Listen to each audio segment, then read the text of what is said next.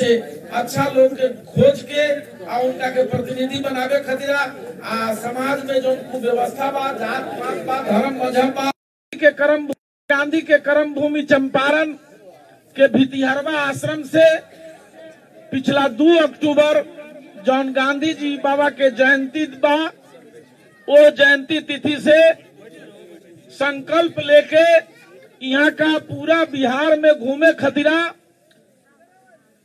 पूरा बिहार के गरीबन सबके समस्या समझे खतिरा, किसानन सबके समस्या समझे खतिरा, गोड़े गोड़े गोड़े गोड़े पूरा पूर्वी चंपारण, पश्चिमी चंपारण और शिवहर जिला से घुमैत इहमा ले अपना गोपालगंज के ऐतिहासिक धरती पर आयल बनी। सब केहू से हमरा निहोरा बा जे ताली बजा के अपना ये महान आदमी के जे दोसर महात्मा गांधी नियर बनी और जे गांधी जी के रास्ता पर चल के अपने सभी केहू के समस्या के समाधान करे खतिरा घूमतानी, ताली बजा के स्वागत करी। अब हम अनुरोध करब यहाँ के आयोजक मनोज मांझी जी से कि अपने आई जाओ आ अपने 2 शब्द अपन विचार राखी। श्री मनोज मांझी वो नहीं बोलना चाहते नहीं, श्री करण सिंह जी, श्री करण सिंह जी, करण सिंह जी बोलिए। डॉक्टर साहब बुला दीजिए, सौरभ दुबे को बुला लीजिए, इनको बुलवाइए। डॉक्टर सौरभ दुबे जी।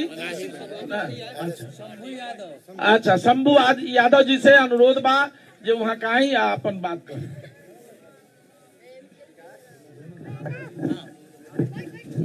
हेलो, नेताजी आइल बानी बहुत दूर से पैदल चल के गाँव गाँव भ्रमण करतनी, ये राज्य के का दुर्दशा बा, का कमी बा, कैसन शासन व्यवस्था बा, इस सब के बारे में रउरा लोगन के बतावे खातिर भितहरवा से चल के अपना उसरी गांव तक, यहाँ से लगभग 1000 किलोमीटर के दूरी पैदल अभी यहाँ का पूरा बिहार भ्रमण करे। ऐसे यहाँ के बात लोगन सुनी समझी, यहाँ का बतावा तनी ओकरा अनुसार काम कइल जा। इतने बकवा के हम अब श्री रोहित तिवारी जी से अनुरोध बा जे आइल बा, आप 2 मिनट में अपन स्वागत करें। श्री रोहित तिवारी। मेरा नाम रोहित कुमार तिवारी है और मैं जिला परिषद क्षेत्र संख्या 32 का प्रत्याशी था और मैं आप लोगों के पास इसलिए आया हूँ कि आप लोगों का दर्शन करूँ और आप लोगों को एक चीज बताऊँ कि जो सच्चाई के मार्ग पर श्री प्रशांत किशोर जी चले हैं, उस मार्ग में आप लोग उनको चलने के लिए प्रेरित करें और संबल प्रदान करें। कोई भी व्यक्ति जब कठिन से कठिन संघर्ष करता है तब जाकर के वह व्यक्ति समाज निर्माता बनता है। और हमारे समाज में जितने भी नेता बहनियां हैं, उन्होंने आज तक बिहार में कोई विकास का कार्य नहीं किया जिससे आपका और आपके बच्चों का भविष्य प्रभावित हो। इसी सब को देखते हुए हमारे नेताजी इस चीज को लेकर के आप लोगों के दरवाजे तक, आप लोगों के घर तक कठिन परिश्रम करके आए हुए हैं। मैं आप लोगों से यही कहूंगा कि इनकी नीतियों को, इनके विचार को आत्मसात कीजिए और उस मार्ग पर चलिए जिस मार्ग पर चलने से आपका और आपका बच्चों का भविष्य सुरक्षित हो और आपका कल्याण हो। सभी व्यक्ति जब एक साथ प्रयास करेंगे और मेहनत करेंगे तो निसंदेह हमको सफलता मिलेगी और आपका जो सपना है वो निसंदेह साकार होगा। मैं यहाँ पर उपस्थित सभी लोगों से आप लोगों से यही प्रार्थना करूंगा कि आप लोग इनका सहयोग करें। ये जिस मार्ग पर चले हैं उस मार्ग पर चलने के बाद आप लोगों को भी लाभ होगा, आपका भी भविष्य उज्जवल होगा, आपके बच्चे भी अच्छा से पढ़ेंगे। आप लोग एक चीज को देखे हैं, आपकी स्वास्थ्य व्यवस्था क्या है, इस पर किसी पदाधिकारी ने, किसी सरकार ने ध्यान दिया है? आप लोगों के बच्चों का जब तबीयत खराब हो जाता है, आप जब अस्वस्थ हो जाते हैं, तब आप लोग जाते हैं पटना, आप लोग गोपालगंज छपरा जाते हैं और प्राइवेट अस्पतालों में 1-1 लाख रुपए का इलाज करवाते हैं। जब आपके आपके राज्य की, आपके जिले की स्वास्थ्य व्यवस्था इतनी सुदृढ़ हो जाएगी कि आपका इलाज होगा, आपके बच्चे पढ़ेंगे, आपका उज्जवल भविष्य होगा। कोई भी गरीब आदमी इस बात को लेकर के भयभीत रहता है कि मेरा बच्चा क्या कर रहा है, मेरा कोई तबियत खराब हो जाएगा तो मैं कहाँ इलाज करवा पाऊंगा। इस बात को लेकर के सभी लोग चिंतित रहते हैं और हमारे सरकार में इस चीज पर ध्यान नहीं दिया जाता है कि लोगों का शिक्षा कैसे हो और उनका स्वास्थ्य कैसे ठीक रहे और वो लोग प्रगति के पथ पर कैसे आगे बढ़े। हमारे समाज में सदैव षड्यंत्रों के द्वारा जो भी राजनीतिक पार्टियां आई है हम लोग को शिक्षित रखने का भरसक उपाय किया है और इसी सब चीज को मिटाने के लिए आदरणीय प्रशांत किशोर जी आप लोगों के दरवाजे तक आए हैं और आप लोग इतना स्मरण रखिएगा कि एक व्यक्ति अपने जीवन में हर प्रकार की सफलताओं को प्राप्त किए हैं और एक जब आप लोगों के दरवाजे पर आए हैं तो निसंदेह आपका दायित्व बनता है कि इनका सहयोग करें, इनका साथ दें और प्रगति के पथ पर अपना पैर बढ़ाएं। जो मैं आप लोगों से कह रहा हूँ उसको ध्यान में रखिएगा और जय हिंद जय भारत। और आगे के जो भी बोलने वाले वक्तागण है वो बोले। धन्यवाद। अब अपने लोग से नहीं हो रहा बात, अपने के बीच से माता जी लोग बैठल बनी, अगर केहू बोल के चाहता नहीं तो आई आप बोलिए अपन कोनो समस्या कोनो विचार रखे के होके तो बोले जाओ। क्यों सबे के खुला निमंत्रण बा, जे केहू कुछ कहे के चाहता नहीं अपन सौरभ दुबे जी से अनुरोध बा जे आए आप। जय हिंद जय भारत। आज बैकुंठपुर विधानसभा क्षेत्र के उसरी पंचायत में जन सुराज यात्रा को लेकर के पूरे बिहार में पैदल भ्रमण करने के लिए श्री प्रशांत किशोर जी चल पड़े हैं और हमारे जिला परिषद क्षेत्र संख्या 31 से पंचायत उसरी में आज इनका हार्दिक अभिनंदन और स्वागत मैं सौरभ दुबे समस्त ग्रामीणों की तरफ से करता हूं। इस मतलबी युग में भी कोई खादी वस्त्र धारण करके और आपके और हमारे विकास के लिए दिन रात मेहनत करके अपना घर परिवार छोड़ करके बिना किसी लोभ लालच के, बिना किसी सत्ता में रहे, इनके पास कोई सत्ता नहीं है, हम लोगों ने इनको मतदान नहीं किया है, फिर भी हमारे लिए, हमारे बच्चों के लिए, हमारे आने वाले सुनहरे कल के लिए ये व्यक्ति पैदल चल रहे हैं। पूरा बिहार भ्रमण करने का शपथ लिए हैं। भगवान राम 14 बरस वनवास काटे थे और प्रशांत किशोर जी भी लगता है कि तुम इस कटवे करेंगे, ठीक है ना। तो ये जो यात्रा है जन सुराज यात्रा, ये आम लोगों के लिए है, हमारे लिए है, आपके लिए है, हमारे आने वाले बच्चों के लिए है। तो हम पूरे बिहार के विकास के लिए एकजुट होकर के जात पात से ऊपर उठ करके और प्रशांत किशोर जी के बातों को समझना है और इनका जो मोटिव है उसको आगे बढ़ाना है। जात पात से ऊपर उठना है, वंशवाद से ऊपर उठना है। सबसे बड़ी बात है कि हम आज तक जिन जनप्रतिनिधियों को मतदान करते हैं, वोट देते हैं, वो हमारा हाल चाल पूछने जीतने के बाद नहीं आते हैं। नहीं जीते रहेंगे तो 30 बार आएंगे जो क्या हाल है, क्या चाल है, क्या दुख है, क्या दर्द है। जीतने के बाद वो पटना और दिल्ली में पता हो जाते हैं।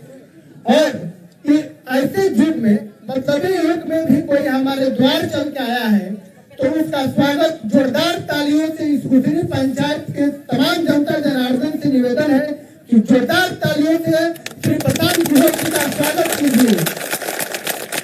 और एक बार बोलिए हमारे साथ, जय बिहार, जय जय बिहार, विकसित बिहार, जय बिहार। और मैं अपने समझ से और हमारे संगठन के जो भी लोग हैं, बैकुंठपुर विकास मंच के हमारे छोटे भाई हैप्पी जी, डॉक्टर साहब, अशफाक अहमद सिद्धूनिया, सभी लोगों का मैं हार्दिक अभिनंदन करता हूँ कि प्रशांत जी के इस जन सुराज यात्रा में आप लोग काफी दमखम से लगे हैं। बहुत बहुत धन्यवाद। जय बिहार। और केहू बोले के चाहता नहीं चार बा कुछ बोली लोगी जब विचार के तो कहीं लोगी कहा कुछ समस्या होगा तो बताई लोगी बात बोलो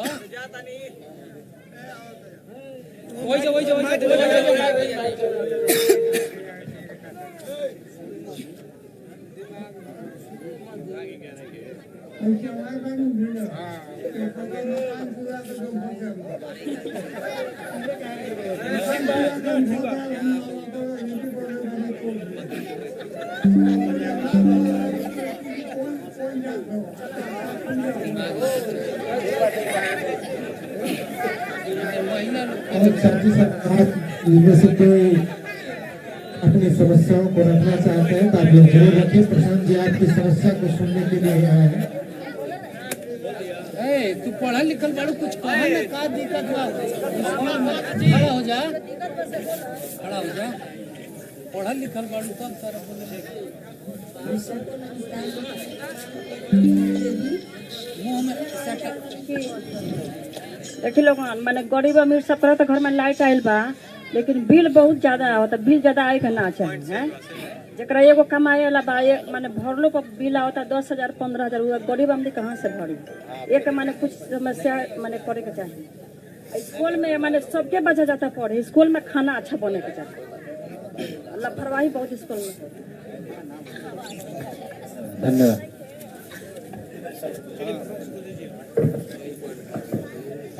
नहीं मेरा जिम पकड़ी मोड़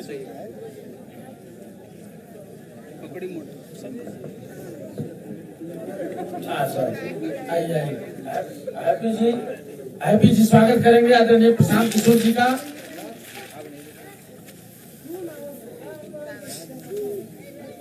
और अब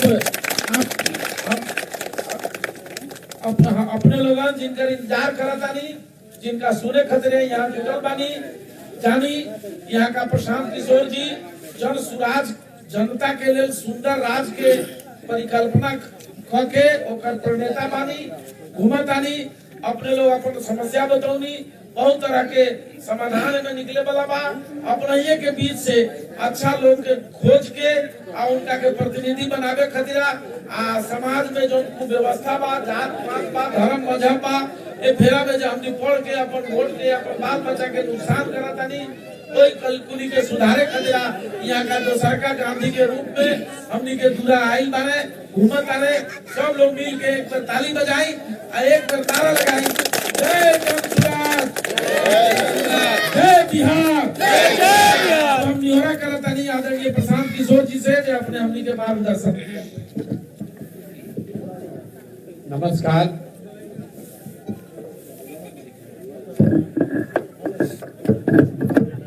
नमस्कार।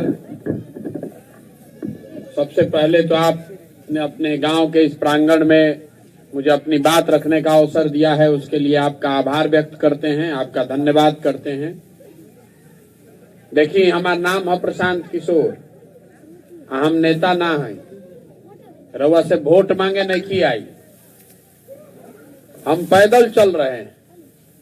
हमारा पैदल चले से रउआ का फायदा बा। हमारा पैदल चले से राउर गरीबी ना दूर होई राउर बिजली के बिल ना कम होई। हमारा पैदल चले से राउर लइकन के पढ़े के व्यवस्था ना ठीक होई। हमारा पैदल चले से राउर गरीबी ना दूर होई। हमारा पैदल चले से राउर लइकन के रोजगार ना मिली। तो हम पैदल काहे चलतानी काहे संकल्प कैले बानी कि पूरा बिहार में 5,000 किलोमीटर पैदल चलब। हर गांव देहात शहर कस्बा पंचायत पैदले चल के जाई। पूरा बिहार घूमे में 1-1.5 बरिस लागी। सुबह से चले शुरू करीला जहां सांझ भइल ओइजे रुकब और अगला दिन फिर ओइजे से चले शुरू करब। अपन घर द्वार परिवार छोड़ के हम पैदल काहे चलतानी। हमरा कोनो कुत्ता थोड़े कट लेबे कि हम रोड में घूम रहल बानी ऐसे ठंडा में गर्मी में बरसात में। पैदल इसलिए चल रहे हैं कि जिस राज्य में आप और हम रहते हैं आज से 40-50 साल पहले भी देश का सबसे गरीब और पिछड़ा राज्य था और आज 50 वर्ष के बाद भी देश का सबसे गरीब सबसे पिछड़ा सबसे ज्यादा अशिक्षित सबसे ज्यादा भूखमरी और बेरोजगारी वाला राज्य बिहार ही है। हम रउआ के क्या समस्या बताई। हम तो आइल बानी तो देखो तानी कि रोड नहीं खे, विद्यालय नहीं खे, पढ़े के सुविधा नहीं खे, अस्पताल नहीं खे, लड़कन के रोजगार नहीं खे। लेकिन रउआ तो एजे रहता नहीं, आप तो यहीं रहते हैं, आपको मालूम है सारा समस्या, और रउआ अपना से वोटो देता नहीं, तो सुधरत काहे नहीं खे? ये बतावे चलल बानी। क्यों नहीं सुधर रहा है ये आपको बता रहे हैं। सुधरत ऐसे नहीं खे कि बिहार में जो जन प्रतिनिधि बा जरा के रउआ चुनता नहीं, उसके मन से ये डर ही खत्म हो गया है कि हम काम नहीं करेंगे तो जनता हमको हरा देगी। 5 वर्ष से बिहार में आदमी बैठ के बतियावता कि जा कितना भ्रष्टाचार बा, लइकन के पढ़े के व्यवस्था नहीं खे, अस्पताल नहीं खे, रोजगार नहीं खे, रउआ यूरिया 800 में खरीदता नहीं, और बिजली के बिल 10,000 आवता, 2,000 के धान रउआ 1400-1500 में बेचनी है, गन्ना के वही हाल बा, एको उद्योग नहीं खे, लइका परेशान बाड़ा सन। ये तो सब बात रउआ जानत नहीं, बतियावत नहीं। जहां चल जाई बिहार में, घर में, दलान में, खेत में, खलिहान में, चौक पर, चौराहा पर, चाय के दुकान में, सैलून में, जहां जाए 4 आदमी बैठता ये बतियावता। लेकिन जो यह वोट होता वो दिन ये सब बात भुला जाता। वोट के दिन तो बिहार में 4 गो बात याद बा। ए भाई हमार जात का बा, हमारा जात के खड़ा बा, चलो ओकरा के वोट दे दिया। तो जात पर वोट दिया गई। जे जात से बच जाता ओकरा के हिंदू मुसलमान भारत पाकिस्तान कह के वोट लिया था। ए भाई छोड़ो विधायक के, छोड़ो MP के, मोदी जी के देखो, पाकिस्तान के देखो, पुलवामा हो गई, चलो सब आदमी वोट दे दो जा। वो दिन सब रउआ भुला गई नहीं कि हमारे लड़का के पढ़ाई नहीं खे, अस्पताल नहीं, को भुला जाता वो दिन बाद। ये दोनों से बच जाता तो वो कहता कि भैया जाए दी कतनो खराब बा रोड, जाए दी रोजगार नहीं खे, लेकिन वो अपराध वाला राज जोन रहे वो ना चाहिए। वो डर से आदमी जाके भाजपा के फिर दे देता। आज 3 के बाद बच गलन जब मुसलमान भाई लोग, तो ये लोग बतावता कि भैया भाजपा के तो वोट ना दे सकी, भाजपा तो मुसलमान विरोधी पार्टी बा। तो बिहार में बचल के लालू जी के ललटेन, नीतीश कुमार के तो कोनो पार्टिये नहीं के बचल, कभी ललटेन पकड़ के लटकियन, कभी कमल के फूल पर बैठ के पवरियन। तो जो मुसलमान साथी है वो कहता है कि जिए चाहे मरे, चलो लालू जी के ललटेन में इनके के दो। ईमानदारी से अपना दिल पर हाथ रख के बोलिए कि यही ना 4 चीज पर वोट दिए हैं, तो काहे के माथा पीटता नहीं कि भ्रष्टाचार बा, स्कूल नहीं खे, बिल ज्यादा आवता, रोजगार नहीं खे। कैसे सुधरी? हमारा वैसे सुधर सकेला? आदमी कहते कि रउआ आगे आगे चलत नहीं, प्रशांत किशोर बड़ा होशियार, बड़ा सुधार दियो। हम आपको बताने आए हैं, जे नेता आवेला ये कहेला कि हमरा के वोट दे दो तो हम आइब तो सुधार देंगे। हम आपको कह रहे हैं हमको वोट दीजिएगा तो कुछ नहीं सुधरेगा। हम तो पार्टिये नहीं बनैले, लेकिन रउआ हमरा के वोट देइयो देते ही ना सुधरी। जब आपको अपने बच्चे का चिंता ही नहीं है तो प्रशांत किशोर करो नेता चिंता करी। राउर लड़का के खाए के ठिकाना नहीं के, राउर लड़का के शरीर पर कपड़ा नहीं के, राउर लड़का पढ़त नहीं के, पिलुआ वाला खिचड़ी खाता, और रउआ ओकर चिंते नहीं के। रउआ जात में अजुराइल बानी, धर्म में अजुराइल बानी, तो कैसे कोई नेता ठीक कर दी भैया? तो चलल बानी गावे गावे, वोट नहीं की मांगत, रउआ के रेवड़ी और जलेबी नहीं की बांटत। आपको हाथ जोड़ रहे हैं, घर घर जाकर हाथ जोड़ रहे हैं कि अपना नहीं तो अपने बच्चों का चेहरा देखिए, और नहीं तो जिस गरीबी बदहाली में आपका जिंदगी बीता है, आने वाली पीढ़ी और बच्चों का भी जिंदगी उसी गरीबी बदहाली में बीतेगा। कोई नहीं सुधार सकता है बिहार को। जब आप सुधरने को तैयार नहीं है तो प्रशांत किशोर सुधार दियो, नहीं सुधर सकता है। आपको इतना कष्ट है अब तबो हुए जाके गलती करता नहीं। कोरोना भइल रहे, पूरा भारत से हजारों लड़कन के मार के भगा दिहल गई। आदमी 2-2 हजार किलोमीटर पैदल चल के आई, वही आदमी फिर उसी के परिवार का जाकर फिर वही वोट दिया है, उसी पार्टी को वोट दिया। कैसे सुधरी रे भाई? आदमी कहते कि अपना जात वाला के देता नहीं। कहा जब बिहार में जात के राजनीति होता? ये कहता कि यह जात के नेता राजनीति करता। हम रोक बताओ तनी जात के राजनीति नहीं खे हो। अरे भाई लालू जी कहाँ कह रहे हैं कि जो यादव समाज में सबसे अच्छा लड़का है वो नेता बनेगा और सब यादव जी लोग तो लोग वोट दो। लालू जी न कह रहे हैं कि हमारा लड़का बनेगा, सब यादव जी लोग आप लोग वोट दीजिए। कोई पंडित के नेता हो जाता तो कहता कि हम रहब हमारा लड़का रही, कुल पंडित जी लोग तो लोग वोट दो जा। जे दलित के नेता हो गए लोग कहते कि हम रहब हमारा लड़का रही, कुल दलित लोग तो लोग वोट दो जा। ये हाल कुशवाहा के भाई, ये हाल कौनो जात के सोहनी होकर मुसलमान होके, तो जात का राजनीति कहाँ हुआ? ये तो परिवार का राजनीति है। जातों का राजनीति होता तो सब यादव जी लोग अच्छा हो जाता, कम से कम 14% यादव भाई लोग तो बढ़िया हो जाए बिहार में। ये तो आप बुर्बक के तरह समझ रहे हैं कि हमारा जात वाला जीत गया तो हमारा भला हो जाएगा। कोई भला नहीं होने वाला है इससे। जे बन जाता ऊपर, हम बन जाए तो हम कह कि हम रह हमारा लड़का रही, कुल जना तो लोग वोट दो जा हमरा। लोकतंत्र गांधी जी ने इसलिए न बनाया है। देश आजाद का मतलब क्या हुआ? 5 वर्ष आपने मौका दिया, काम हुआ तो उसको फिर से वोट दीजिए, और नहीं काम हुआ तो उसको हटाइए। चाहे आपके जात का हो, आपका भाई हो, आपका दोस्त हो, उसको हटाइए, दूसरे को मौका दीजिए। जब आपको सुधारने का चिंता नहीं है तो दूसरा आदमी काहे सुधारी? हमारा अगर वो वोट दे दे, हम मुझे पहुंच जाए, हम ये सोचब कि भाई अब आइएगा नहीं, अब क्या कर ली हम जा, हम भी नहीं करेंगे काम। इसीलिए हमने दल नहीं बनाया है, जाकर जनता को सिखा रहे हैं। मछली नहीं बांट रहे हैं, मछली मारना सिखा रहे हैं। हम बहुत नेता लोग के जितैले बानी।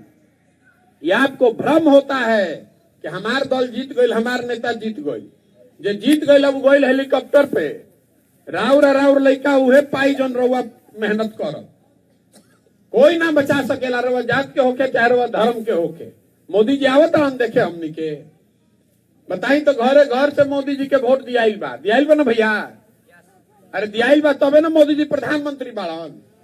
घरे घर से मोदी जी के वोट दियाइल बा। ये मोदी जी के नामो ना जानत रहे 14 में, हम ही मोदी जी के प्रचार करत रही। हमरे से लाठी डंडा करे के आदमी तैयार बाड़न कि भाई तारा बुझाता मोदी जी आज ही न तो पूरा देश में विकास हो जाये, सब महंगाई खत्म हो जाये, लइकन के रोजगार मिल जाये, बिहारों में विकास हो जाये। हो गई विकास? विकास भइल चाहे ना? हम रउआ के बताओ तनी का भइल बा। घरे घर से मोदी जी के वोट दियाइल बा तो घरे घर से सिलेंडर के 1250, डीजल के 35 रुपए के जगह 96 रुपया, पेट्रोल के 108 रुपए लीटर, अब 500 रुपए के डीएपी 1600 में बेचाता। दिया था ना घरे घर से। तो हम चलता नहीं रोड पर तो आदमी कहता नहीं भैया डीएपी तो 500 के 1600 हो गई। अरे भाई सिलेंडर 1250 के हो गई तो वोटवा हमनी के देले बानी जा रउआ और हम देले बानी जा, तो सिलेंडर के पैसा पाकिस्तान के आदमी दी। यही बताने चले हैं, जैसा वोट दीजिएगा वही परिणाम पाइएगा। हमनी के वोट देता नहीं जब भारत पाकिस्तान के नाम पर, तो जैसे ही रउआ टीवी खोलता नहीं तो भारत पाकिस्तान के बात होता। आप वोट दिए हैं हिंदू मुसलमान के नाम पर, तो जहां चल जाए हिंदू मुसलमान के बात होता। वोट आप जात पर दे रहे हैं तो हर जगह जात के चर्चा होता। ईमानदारी से अपने बच्चों के नाम पर जरा कहिए तो कभी पढ़ाई के लिए वोट दिए हैं जीवन में? तो जब दिए नहीं है तो काहे के लिए गाना गा रहे हैं कि शिक्षा नहीं के भैया? ठीक, जहां जाएंगे ये कहता बिहार में शिक्षा व्यवस्था ध्वस्त हो गई बा। तो शिक्षा व्यवस्था पर कभी वोट दिए हैं आप? नहीं दिए हैं तो नहीं सुधरेगा। बोइएगा आम और बबूल तो आम कहां से खाइएगा? यह बतावे खातिर चलल बानी। आपको सिखा रहे हैं, हाथ जोड़ रहे हैं सबको कि भाई लइकन के देखा जा, न तो आपन जिंदगी तो बीत गई। अगर बिहार देश होता तो दुनिया का 6वां सबसे गरीब देश होता। इतना गरीबी है यहाँ। हम चलत नहीं पैदल तो 100 गो लड़का दौड़त, आधा लड़कन के शरीर पर तो कपड़े नहीं थे, आधा लड़कों के शरीर पर कपड़ा नहीं, हवाई चप्पल नहीं है। रउआ अपन लड़का के दर्द नहीं के समझ में आवत। हमरा कहता आदमी कि भैया रउआ साथे लागल बानी, हमको आपका साथ नहीं चाहिए। जो अपने बच्चों के साथ नहीं खड़ा हो सकता वो हमारा साथ क्या दीजिएगा? हमको कौन आपसे वोट लेना है? आपका एक कप चाय भी किसी का नहीं पीते हैं। गांव गांव जाकर हाथ जोड़ के समझा रहे हैं कि जगिए, अपने बच्चों के लिए जगिए, और नहीं तो जीवन भर अपने बच्चों को मजदूर बनाकर घुमाइएगा। हमारे दादा मजदूर रहन, बैलगाड़ी चलावत रहन, बाबूजी पढ़ लिख के डॉक्टर हो गए तब न हमें जा खड़ा बानी।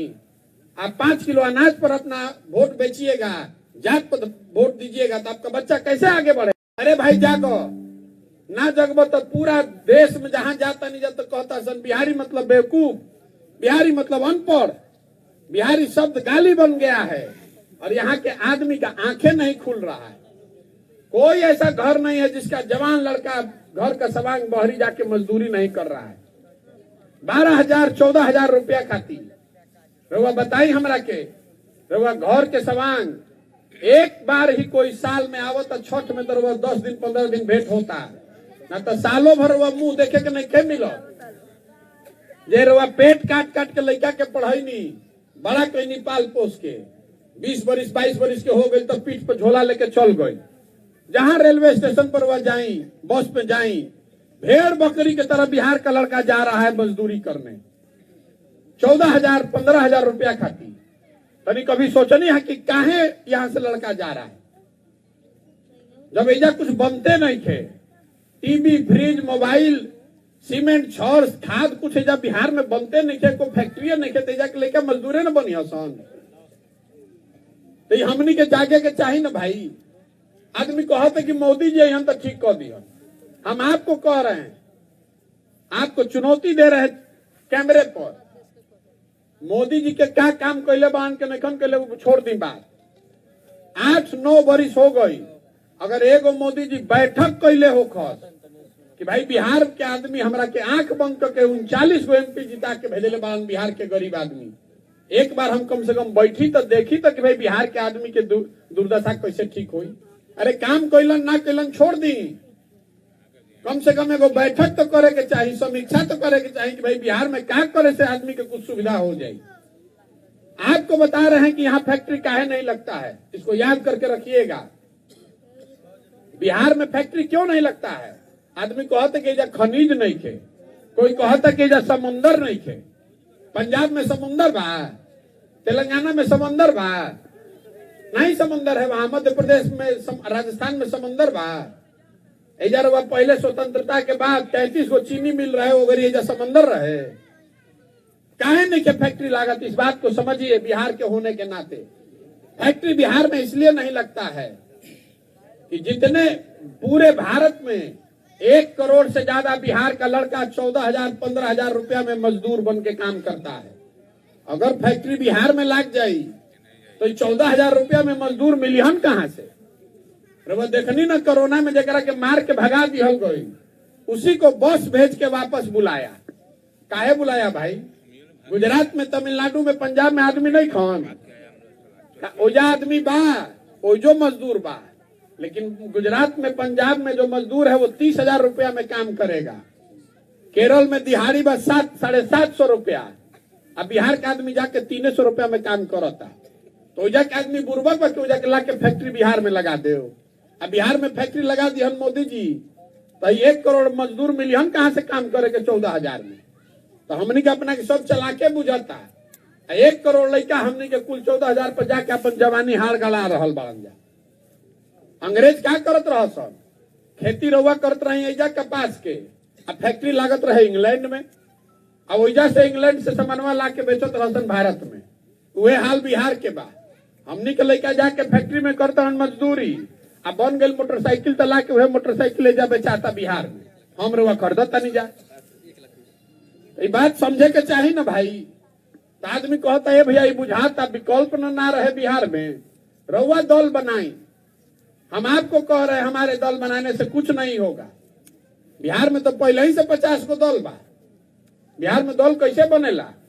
जे दल बनैला सु हो गए ओकर नेता आइयो कह दिलस कि हमारा बात हो या ना हमार बेटा, अब कुल जाना तू लोग झंडा लेकर ढोआ जा। उससे दल और विकल्प नहीं बनेगा। अगर बिहार में विकल्प बनाना है तो गांधी जी के बताए हुए रास्ते पर चल के जनता को मिलकर विकल्प बनाना पड़ेगा। यही से पैदल चलता नहीं कि गांव देहात शहर कस्बा से सही आदमी को चुन कर निकाले, जो ऐसा आदमी जो समाज को ठगे नहीं, जो चोर नहीं है, बदमाश नहीं है। गरीब हो तो कोई बात नहीं, बाबूजी विधायक नहीं खन तो कोनो बात नहीं है, आदमी ठीक होना चाहिए। आदमी कहता कि कैसे बुझाई कि सही के बात हम आपको बता रहे हैं कि हम कैसे पहचानत तनी की सही के बाद।